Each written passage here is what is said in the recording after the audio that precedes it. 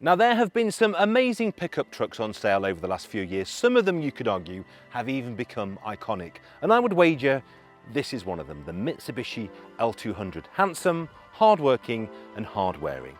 Almost the ultimate pickup truck. Apart from the fact that you can't buy them in the UK anymore. So what if you have one of these fine beasts, but want to change for something else?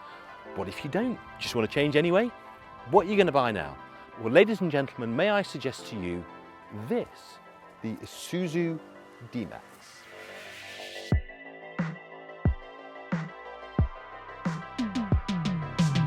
But this particular one is no ordinary V-Cross. This is loaded with accessories, including a mountain roll top, the underrail liner, laser light bar and grille, sports bars, roof bars, side bars, a black grille, a bonnet protector, the over fender set, wireless phone charger, the LED interior upgrade and the rear bumper extensions. So let's start by comparing them out on the road. This is the Barbarian X, this is the range topper, only available as an automatic, and the engine is a little bit bigger on the Mitsubishi, but they are both the same thing. Double cab pickup, you can put a ton in the back, you can put 3.5 tons on the hitch, so they're pretty useful. Inside, I have to say, this Barbarian X is really, really nice. I've got heated adjustable leather seats, I've got split climate control, I've got Apple CarPlay and Android Auto. It's lovely, and I have to say, on a really smooth road like this, it rides and drives really well. The only thing I would say with the L200, if you're on a bumpy country lane, it's quite a positive ride, it really is. You can tell it's got commercial underpinnings. There's nothing wrong with that, but it is, if you're coming from a car or an SUV, a bit more of an acquired taste, shall we say.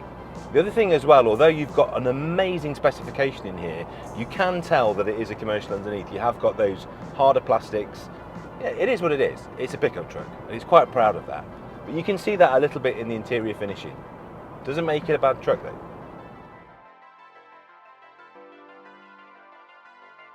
Now it comes as no surprise that the L200 is absolutely brilliant off-road, and it's just so easy to do.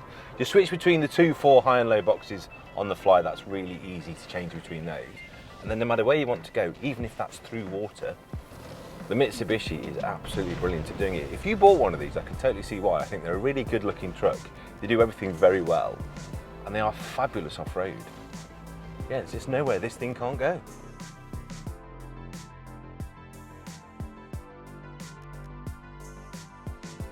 Out on the road in the D-Max, and there's a few things that you notice straight away. The first one of which is the cabin ambience has gone up several notches. Everything from how soft and supple the leather is, the amount of soft touch surfaces like the door card, the top of the dash, the fact the screen is now bigger than my television at home. I've still got all the stuff that that range topping Barbarian had, but you get it lower down in the D-Max range. The other thing I really noticed, and I've noticed this from the amount of model range changes I've driven of D-Maxes, is the damper rates on this truck now are so nice on road. We're now just gliding along on this road, and this to me feels like a car, like a luxury SUV, not only because of the cabin ambience, but just in the ride quality. The other thing to bear in mind as well is, this is a smaller engine, no less power, and as we'll find out in a minute, no less wonderful off-road, but it sips less fuel. The other thing to think about as well is, if you are looking to change your truck, go for a new D-Max, and as lovely as the L200 is, you're suddenly going to get 5 years warranty, 5 years roadside assistance, 12 years corrosion protection. So you're resetting all of those things that just make life a little bit more fun. Let's see what it's like off-road. Now I know what you're thinking, the Mitsubishi's got the bigger engine, it'll have more torque, more power, it's going to be the better vehicle off-road. Well, funnily enough, and maybe it's back to that softer suspension, that 1.9 in the Isuzu really pulls. It pulls like a train. I also think the steering is a little bit lighter, a little bit more responsive on the Isuzu as well. As soon as you get to these poor quality surfaces, the ride quality is amazing.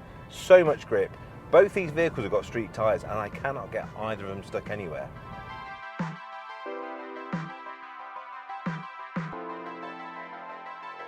So if you decided that off-road is the way to go, this is going to do everything the L200 can do, but it's going to use less fuel while it does it. It's certainly more economical. That is the beauty of the smaller engine. But the way they've mapped it, the use of the turbocharger and the intercooler, you have no disadvantage. There is nowhere that L200 can't go, that this can't go to. And I would say, particularly the steering, the power steering feel and the feedback of the D-Max is just a bit nicer, a bit smoother, particularly when you're off-road. It's a bit less bumpy and clunky. So both are brilliant, both are very good in fact, but I just think if you've not off-roaded much before, you will find this vehicle easier to drive, even if it's through a river.